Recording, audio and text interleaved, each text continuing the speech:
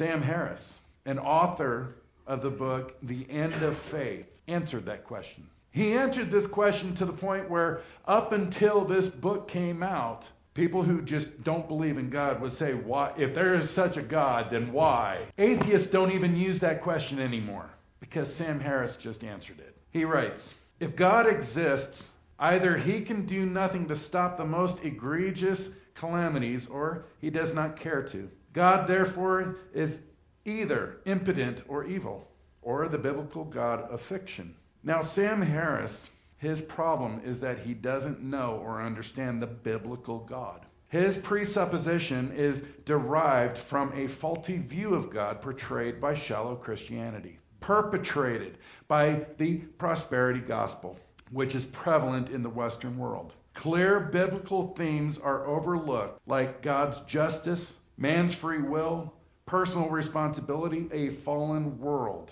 God's ultimate plan for the world, and in particular, its people. That says it all. 3 years ago, I read about a woman who was in the middle of her second bout with cancer. Her husband had said, quote, "My wife is a committed Christian.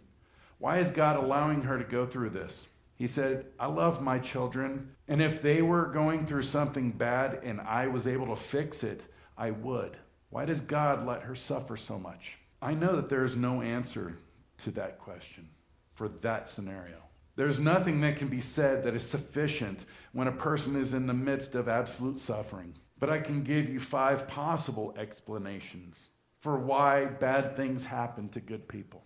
But the first one is pretty obvious, and that is good people go through situations to learn from. They are lessons. They are ways for us to be molded. See, we were created in the image of God, but we don't act like the image of God. And so we have to be molded and made better each and every day.